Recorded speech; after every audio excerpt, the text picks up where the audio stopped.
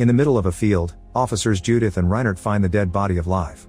Reinert ends up throwing up because he dated Live during their school days. The cops call the local funeral agency, which happens to be owned by Live's brother Odd and her father Arvid. The men have to stay professional while picking up the body, but it's clear they're devastated inside. During the autopsy, a doctor cuts Live's chest and is shocked to see the wound bleed. Suddenly Live has a seizure before she removes the knife from her chest as she screams. Later Live wakes up at the hospital with Odd by her side, but the last thing she remembers is taking a walk 4 days ago. Dr. Sverre confirms she's alive and healthy, theorizing her heart stopped because of hypothermia. Arvid calls Odd to check on the situation and asks if Live is any different now, but Odd doesn't catch on the hidden meaning behind the question. Sverre tells Live the test results are fine and she can leave today, so Live goes to get a snack. Judith and Reinert show up to apologize for the confusion and warn her that the press wants to make a big story out of this. When the siblings go home, Arvid refuses to see his daughter and Odd thinks he's just feeling guilty because he couldn't tell Live was alive. However, Arvid looks scared and keeps staring at a bottle of chloroform. While putting her things away, Live notices her necklace is missing but Odd swears he didn't find it on her body. She also eats some chocolate but surprisingly hates the taste. Later during dinner Arvid lights a candle and studies Live's reaction, noticing she freezes for a second. This makes him nervous so he storms out of the room. Live is upset by her dad's attitude and decides to go for a walk to clear her thoughts. On her way out, she realizes she can still hear Odd talking to his wife Rose even though they're upstairs. It seems they both think she's acting strange. Getting more upset now, Live starts running, gaining impressive speed without even breaking a sweat. In just a few minutes she reaches the field near the barn where they found her body and easily finds the spot because grass stays away from it. When she touches the ground memories come back to her. Someone caught her from behind and injected something in her neck before taking her necklace. She tried running away, but she barely ran for a few seconds before passing out. Live immediately runs to the police station and tells Reinert that she was attacked, but Reinert doesn't believe her because the doctors found no injuries. At home, Arvid brings out an old tape. His wife's voice explains that if he's listening to this she's dead for real this time, and asks Arvid to take care of their children. She also asks him to keep an eye on Live because the mother's darkness may be spreading to her. When Live comes home, Arvid starts interrogating her, but he notices her eyes changing and gets scared so he leaves. Afterward Live rants to Odd about the situation, not understanding who would want her dead and why the killer abandoned her body in the field, not to mention her dad's strange behavior lately. Odd says he wishes there was a serial killer on the loose to get more clients since nobody dies in their little town. Moments later Arvid calls Live to his office and after some struggle, he manages to knock her out with chloroform as he apologizes. Then he drags the body downstairs and Odd hears a noise, but when he takes a look he only sees his dad. Arvid gives him some work excuse about checking on the crematorium and leaves. When Live wakes up, she finds herself inside a casket.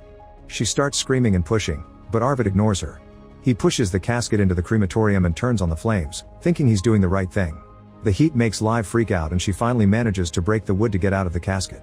Arvid hears the noise and looks through the little window, noticing his daughter is trying to escape. He pulls a lever to bring down a thick wall that seals the exit hole. Live manages to put her fingers under it before it fully closes and uses outstanding strength to lift it again so she can crawl out. After noticing she somehow isn't burnt, Live is shocked to see her father is behind this. Arvid apologizes again as he explains he did this for Live's own sake. He also mentions he couldn't help his wife, who suffered through the same thing. As he comes closer to grab her, he says he has proof at home and Live screams. A few hours later Odd receives a call informing him Arvid is dead. He goes to Live's room to give her the bad news, and she hugs him while hiding her blood-stained hands. A flashback shows that Live pushed her dad out of fear and accidentally threw him downstairs, but even though it was an accident the guilt still haunts her. Soon Judith and Reinert arrive at the scene of the crime.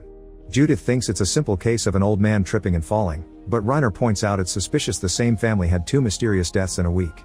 Odd also comes to pick up the body and seeing his dead father makes him snap at the cops. On his way to the morgue, Odd stops at a gas station to use the bathroom and ends up screaming into the paper towels. After dropping the body at the morgue, Odd goes to the funeral agency and sits in the main office as he tries to accept the fact this is all his now.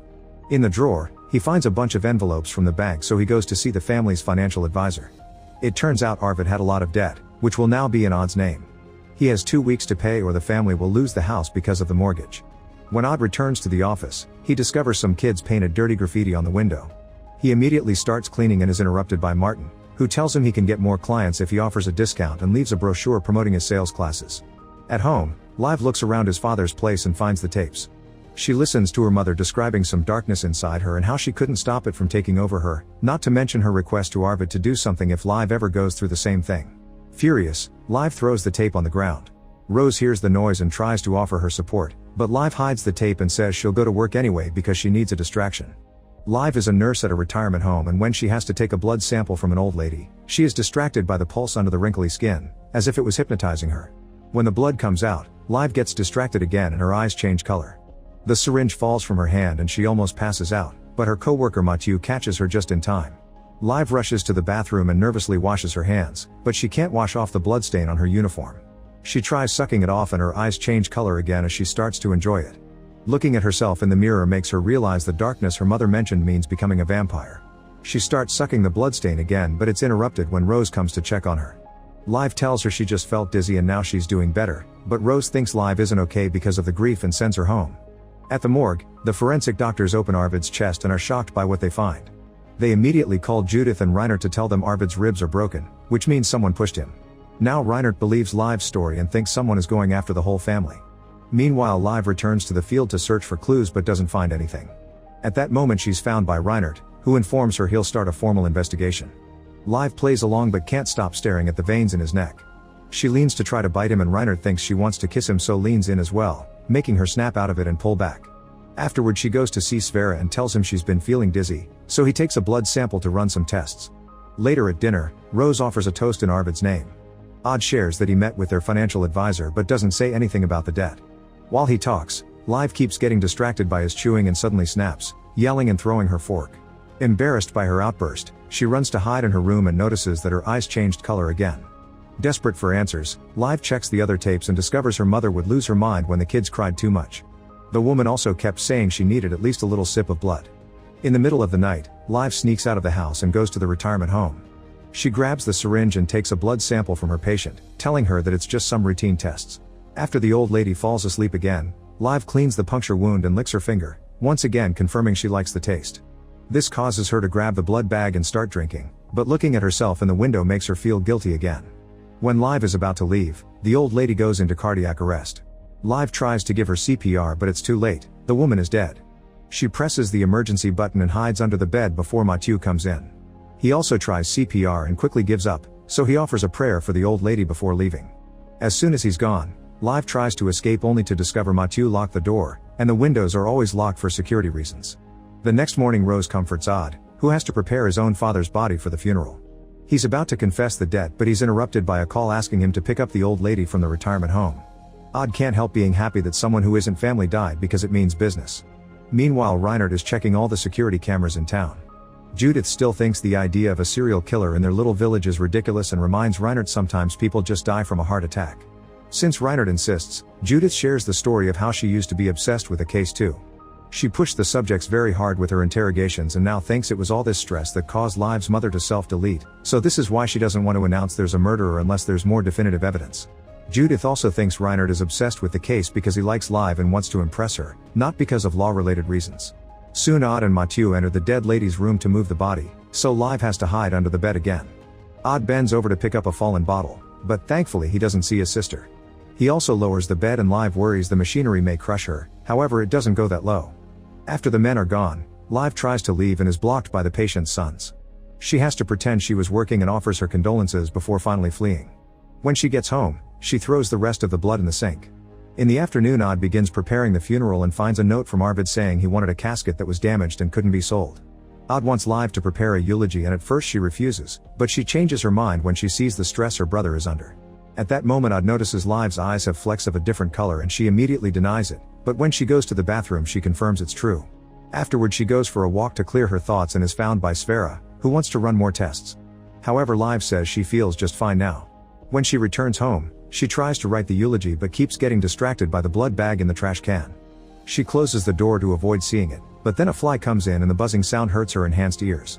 Feeling like she's going crazy, Live follows a different noise outside and discovers it's the neighbor's lawn mower, which she kicks to turn it off. The machine's owner happens to be Martin, who calls her out on her attitude and makes her mood worse. At the same time, Reinert is on a date with Judith's niece, who was sent by Judith herself to distract him away from Live. While they drive around town, Reinert suddenly stops the car when he sees a fight nearby. It turns out to be Live, who is furiously beating Martin up on the ground. The man begs for mercy and Live only stops for a second before she starts punching him again. Reinert grabs Live from behind only to be thrown across the garden. His date comes to check on him while Live finally realizes she's going crazy, so she runs away. Later at the police station, Reinert adds pictures of his bruises as part of the evidence in the family's case. He tries calling Live, but she won't pick up. Judith thinks he's being paranoid again. However, Reinert remembers that Arvid had 7 cracked ribs and starts wondering if Live's mysterious new strength did it. At home, Live continues to listen to the recordings and learns her mother had been worried about her need for blood plus the probability of passing the darkness to her daughter. Suddenly the lights start flickering and Live rushes to the bathroom to throw up blood before screaming. Then she begins to sweat and tremble, showing the symptoms of an addict going through withdrawal. She starts having hallucinations and ends up going to the sink to lick any traces of blood. Since it's not enough, she searches for the blood bag in the trash and drinks the remaining drops. It's still not much, but it helps her calm down. When Odd comes to pick her up for the funeral, Live realizes she's been inside for a couple of days. Odd thinks it's a natural part of grief and doesn't suspect anything. At the funeral, Odd gets angry because the flower company made a spelling mistake on the ribbon but forces himself to calm down before people arrive. Reinert tries to share his conclusions with Judith, who tells him he must wait until the funeral is done. Sverre also tells Live that they need to talk later. During the ceremony, Live gets distracted and she has to be called multiple times to give the eulogy. She tries to read what she wrote but she starts feeling dizzy and keeps hearing her mother saying, "I need blood." Not being able to take it anymore, Live runs away and Reinert follows her while Odd finishes reading what she wrote. In the middle of the night, Live wakes up in the forest and finds dozens of missed calls from Reinert and her brother. Live decides to visit Reinert and when she comes inside, the lights hurt her eyes. Reinert hugs her to comfort her and Live can hear his heartbeat very loudly. The next morning, Live wakes up in bed, covered in blood next to a dead Reinert. After covering him with the sheets, she rushes to wash all the blood from her mouth and leaves. On her way home, Judith sees her and notices she's jumpy.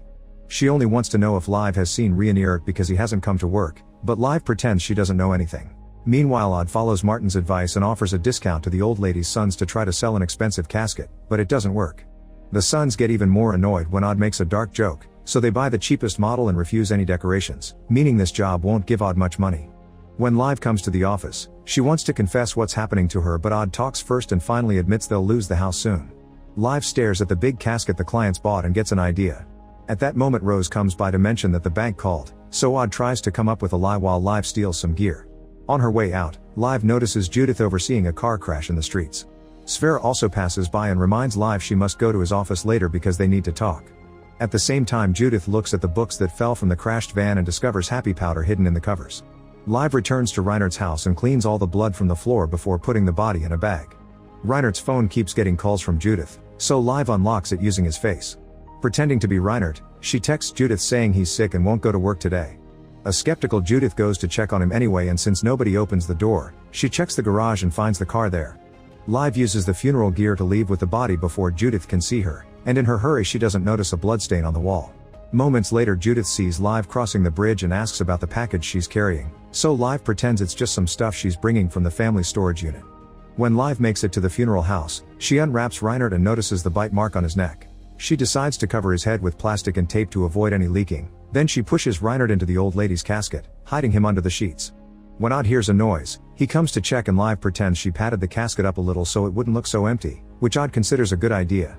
Then Live hugs Odd to keep him distracted and convinces him to put the lid on the casket so it can be sent to the crematory. Afterward Odd attends Martin's business class. When Maren starts asking questions to analyze the strengths and weaknesses of the funeral home, Odd snaps and yells that nobody dies here before storming out of the classroom. Meanwhile Live goes to see Sverre, who takes a new blood sample. He asks Live how she's feeling and reminds her he must respect confidentiality, so he offers an ear for her problems. However, Live says she's fine and leaves. That night Odd considers telling Rose about the debt, but he keeps it to himself when Rose drops big news: she's pregnant. Odd is delighted, but when Live hears this from behind the door, she feels she shouldn't bother the couple with her issues and retires to her room. She continues listening to the tapes and cries when she hears her mother taking care of a baby Live. The next morning Odd brings Live breakfast and tells her about the baby. He also explains that using the baby excuse, he convinced the old lady's sons to buy a full funeral, so the casket isn't going to be cremated yet. Instead it'll be open for the ceremony. Later Live runs to the church, but the front door is locked and Odd is already inside getting things ready. She manages to sneak in using a window and hides behind some furniture until Odd leaves the room. At that moment Reinert's body rises and Live watches in shock how he jumps out of the casket to run out of the church. While she chases after him, Odd arrives with the old lady's family and friends. The body in the casket is in a terrible state after Reinert pushed it around, so the sons refuse to pay for the service. In the woods Live finds Reinert, who tries to attack her. She hits him a few times to get him off and Reinert tries to fight back, so Live has to keep punching him. Eventually Reinert overpowers her and pushes her against some logs with such strength that she collapses. Then Live finds a rock and hits Reinert with it to knock him out. At the police station, Judith is still worried about Reinert and checks his office, only to find a crumpled picture of Live in the trash. Suddenly Live arrives and says she found Reinert in the woods with no clothes except for a bag over his head. She claims he attacked her out of nowhere and she knocked him out in self-defense. One of the cops thinks Live caught him in the middle of a naughty game, but Judith is suspicious and says they'll learn the truth when Reinert wakes up. Worried about what Reinert may say, Live goes to his hospital room and suffocates him to death with a pillow. At that moment Sverre comes in, but he doesn't look surprised and tells Live to wait a second. Suddenly Reinert wakes up screaming, so Sverre tells Live to keep guard outside while he takes a sample of his own blood and injects it into Reinert to calm him down. Meanwhile Odd goes to the bank to tell his financial advisor that he's going to be a father, but this doesn't get him a full extension. However, he does get a small offer. If he makes a partial payment of $30,000, then the rest of the debt can get the extension he wants. On his way home, Odd freaks out and throws a bunch of chairs into a pool to deal with his frustration. While he wonders what to do with his life, Rose comes looking for him to announce they have a client. It's Martin, who claims his cousin died in Sweden but the family wants to bury him here in his homeland. Odd explains that death passports and all the international paperwork are very expensive, so he dares to ask for $30,000. To his surprise, Martin immediately agrees. Minutes later Reinert wakes up feeling better. At that moment Judith arrives to interrogate him, but Sverre interrupts her to explain Reinert had a psychotic episode so he doesn't remember anything. He also says Reinert can go home now. A worried Live doesn't think this is a good idea, but Sverre tells her they'll talk later in private. In the evening Sverre visits Live and listens to the tapes, revealing he told her mother to make them. It turns out Live's mom tried to quit blood but she went crazy, so Arvid took her to see Sverre. He promised not to expose her. In fact, he tried to help her deal with her condition while studying her blood. His goal had been to find the key that made vampires heal quickly and stay young forever to use it for medicine. However, before he could discover anything, Live's mother self-deleted. She always knew her daughter was the same but didn't say anything because she wanted her to have a normal life for as long as possible. Sverre used his hypothermia lie to protect Live, but now he thinks they must kill Reinert before he begins murdering people, and the only way to do that is burning him. Live doesn't think it's fair and asks for a day to talk to Reinert, hoping he may be in control. If he isn't, then she'll agree to follow Sverre's plan. The doctor gives her 2 samples of blood so they can satisfy their hunger for now. In the meantime, Reinert is freaking out at his house because the effects of withdrawal are kicking in. At the same time, Judith is studying the family case and adds Reinert's situation to the evidence, so now she's suspicious too. The next morning Live makes a bunch of smoothies with the blood. A bit of the drink spills on the table and Odd tries it only to think it tastes bad. However, he believes Live when she says it's beets. Then she goes to Reinert's house, and since he won't answer the door, she goes inside on her own. The house is a mess and Reinert looks sick. Live offers the smoothie and tries to explain she went through the same thing, but Reinert ignores her and leaves. When Live tries going after him, she isn't fast enough on her bicycle and loses sight of his car. She goes to the police station only to discover he isn't there. Judith takes the chance to ask her a few questions and gets more suspicious of Live's awkwardness. Afterward, Live starts searching the town and gets a call from Sverre, who reminds her to give Reinert the blood quickly if she doesn't want to be responsible for more deaths. At his office, Sverre keeps mixing Live's and Reinert's blood in his own wounds. Meanwhile, Odd crosses the border and makes it to Sweden to pick up the body. However, at the morgue they don't even open the door, they just tell him through the speaker to come back tonight because the body isn't ready yet. In the evening, another employee arrives and Odd is surprised by his very expensive car. The man explains he sells fancy caskets by telling the grieving families that's what the dead person chose before they passed. The conversation is interrupted when a morgue doctor announces the body is ready. Odd moves it into a casket and comments on how heavy it is for such a thin guy. He asks the doctor for some details about the death, but she says he's only supposed to drive and sends him off. On his way back, Odd gets too worried and stops the car to inspect the body.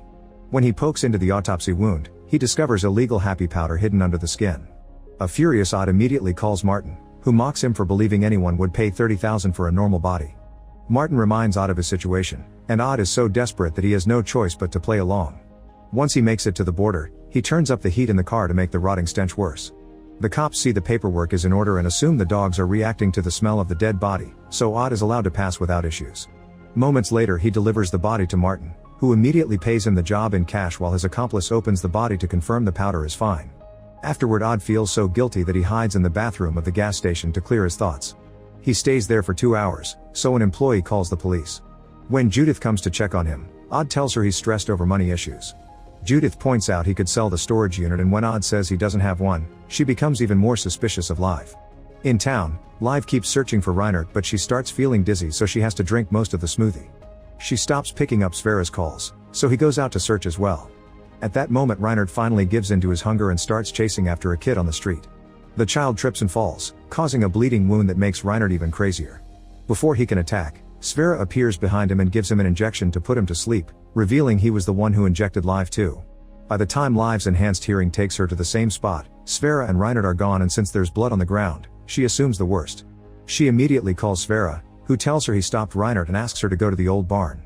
Soon Live arrives at the field and Sverre gives her a blood bottle, explaining she must feed Reinert to keep him calm before they burn the building down. Live enters the barn and finds an unconscious Reinert chained to the wall.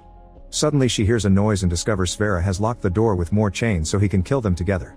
All the windows are blocked, but there's still enough space for Sverre to reach inside and return the necklace to Live before lighting the building on fire. Live climbs on a chair to reach a higher window, but it breaks and she falls. At that moment she remembers the bottle, so she opens it in front of Reinert to wake him up with the smell.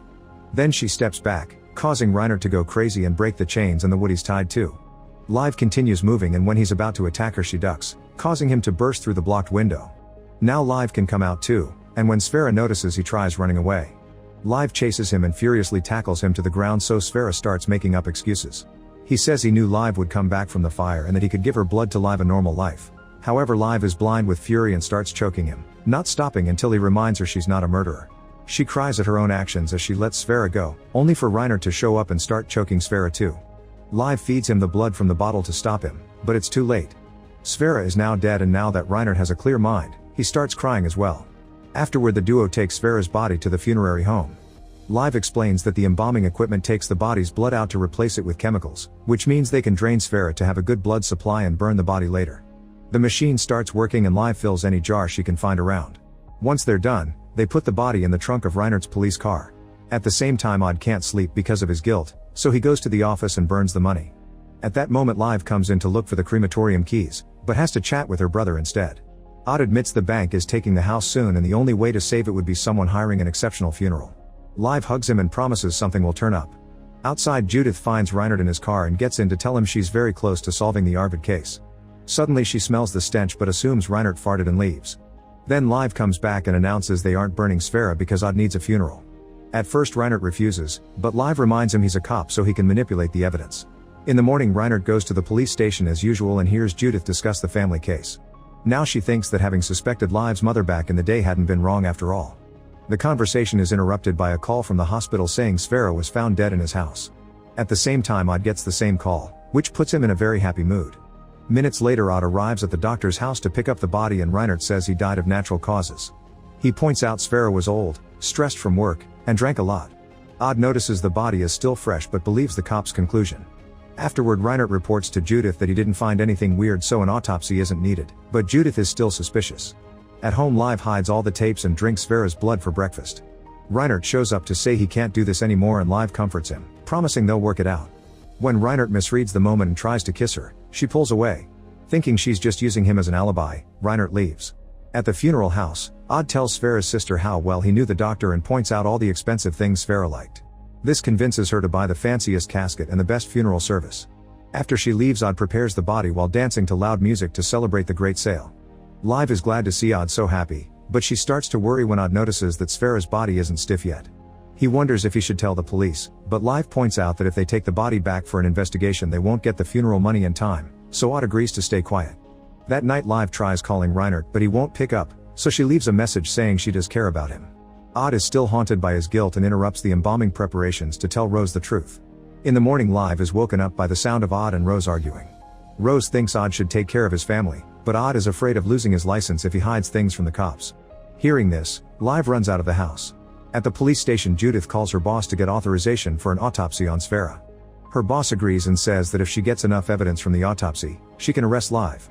At the same time Live shows up to drag Reinert to a private spot so they can discuss what to do. This escalates into an argument and Live calls Reinert a murderer, which hurts him and causes him to leave. Then Live goes home and finds Odd and Rose making up. Feeling guilty, she shows her necklace to Odd and explains Sverre attacked her. She admits she was involved in his death only in self-defense, and never mentions her vampirism. Live wants to confess her crime to the police to skip the autopsy and have the funeral, but before Odd can react, Judith shows up to apprehend Live. Before leaving she orders Odd to send the body to the morgue without hearing what he has to say. Live is kept in a cell for a whole night. In the morning Reinert comes to check on her and Live says Arvid had been right, keeping vampires alive isn't worth it. Reinert says they should escape together to another city, but when they leave the cell Judith finds them, so Reinert pretends he's interrogating Live. At that moment they get a call from the morgue informing them Sverre is already embalmed so they can't do the autopsy. It seems Odd finished the job before delivering the body to protect his sister. Judith goes to yell at Odd, who pretends he did the job the other night as he originally intended and points out Judith never let him explain. Liv overhears this from the window and cries, touched by her brother's gesture. Soon Liv is released and Sverre has an expensive funeral that saves Odd's business. The cops also attend the ceremony and Judith still thinks everything is suspicious. After the funeral the siblings go home and Odd pretends everything is fine. However, he can't stop thinking about the moment he did the embalming because he discovered Sverre's body was missing all the blood. Odd keeps staring at his sister, wondering what she's hiding. Make sure to subscribe and turn on notifications so you can watch more videos like this. Thanks for watching.